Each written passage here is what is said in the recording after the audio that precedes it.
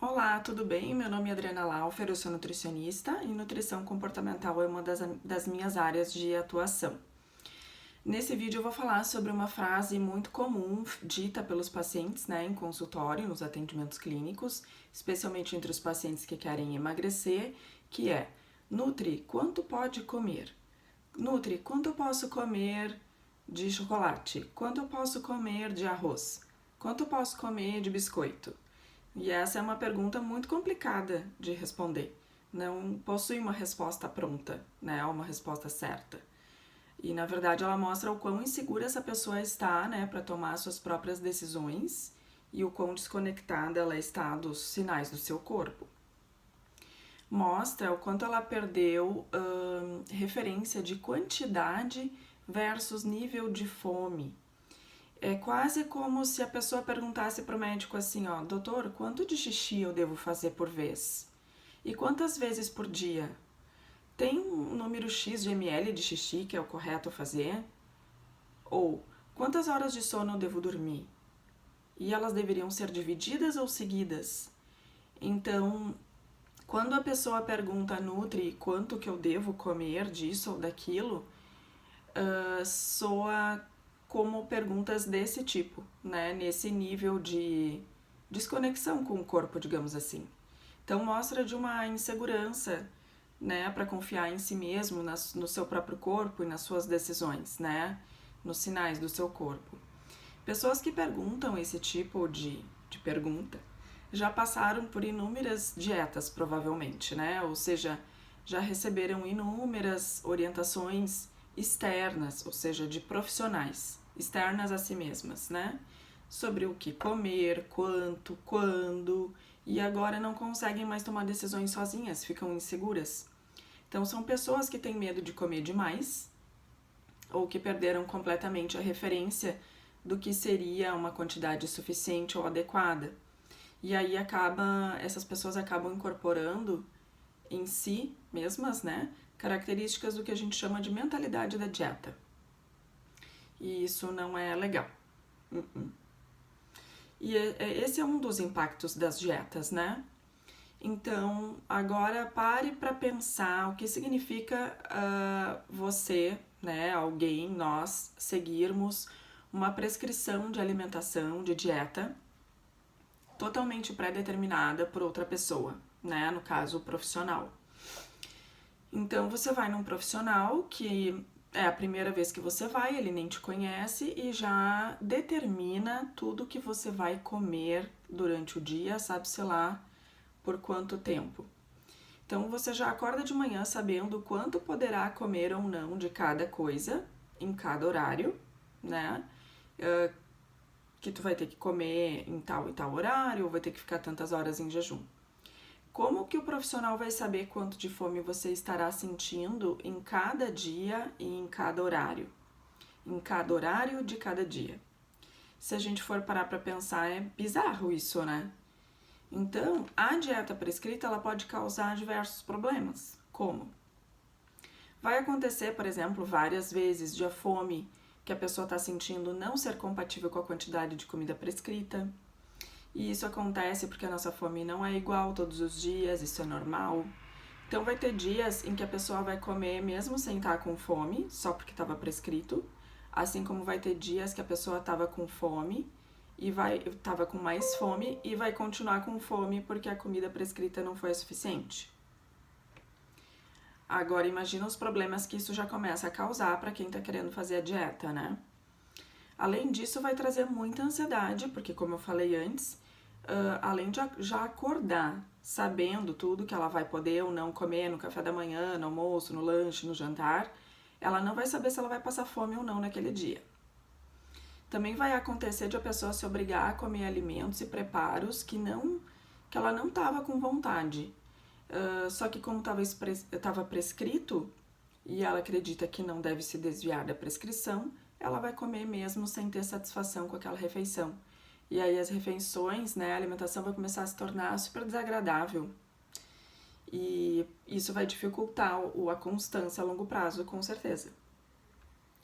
E por acreditar que não pode se desviar da prescrição, mas já desviando várias vezes, afinal, não tem como evitar, a pessoa vai começar a se sentir culpada. E ao acreditar que está errando, ela pode começar a construir uma relação transtornada com a comida, né? E reforçar crenças distorcidas a seu respeito, como, por exemplo, eu não sou capaz, eu não tenho jeito mesmo, eu sou descontrolada, eu não sou disciplinada, e assim vai. E todo esse cenário que vai se criando vai tornando esse comportamento alimentar permeado por impulsos, né? Por dane-ses, por culpa, revolta, baixa autoestima, baixa autoconfiança, e assim o ato de comer deixa de ser normal, né? Passa a ser transtornado. E bem, como melhorar, né? Como sair disso? Bom, eu sou suspeita para falar, né? Mas na nutrição comportamental a pessoa é induzida, ensinada, treinada, ela é conduzida a fazer suas próprias decisões e a tomar suas próprias decisões. Porque a gente entende que as escolhas e as decisões devem ser feitas a partir da nossa percepção do nosso corpo, né? Então, para isso vai ser necessário restabelecer uma reconexão com o corpo e com os sinais do corpo. Assim, a pessoa ela vai perceber que suas preferências sobre o que comer, os seus níveis de fome variam durante o dia, e isso é normal, né? Também variam conforme o dia, varia conforme a estação. Assim como o xixi, né? Você não faz xixi igual todos os dias, na mesma quantidade e frequência. E não fica necessariamente se cobrando por estar com vontade de fazer xixi em tal ou tal horário, né? Você não pensa que fazer xixi às 4 da tarde é errado porque deveria ter feito às 3 horas da tarde, né? Muito cedo ou muito tarde. Então, o ato de fazer xixi é um ato completamente natural e só vai te preocupar se realmente houver uma mudança importante no teu hábito de fazer xixi. Então, deveria ser da mesma forma com a alimentação, com a fome, entende? Então, é muito importante ajudar a pessoa a retomar a confiança em si mesma, nas suas decisões, no seu bom senso, no seu corpo.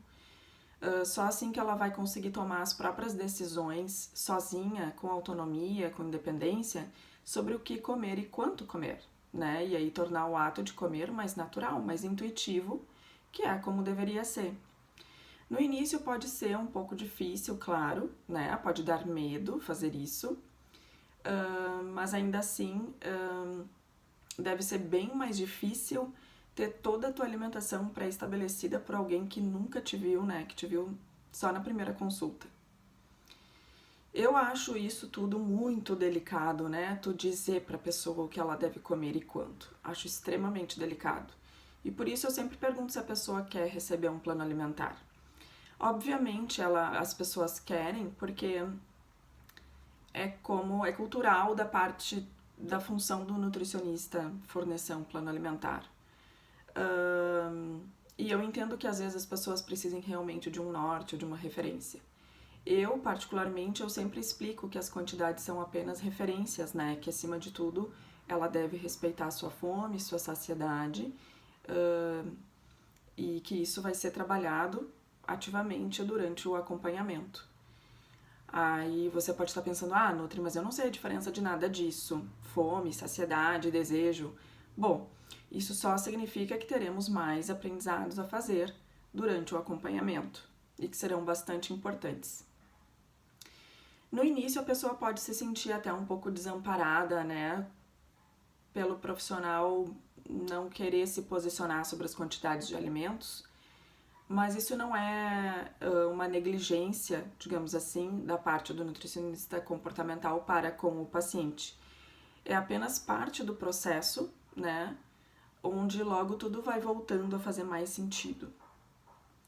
E aí tem um detalhe bem interessante, que é o seguinte, né?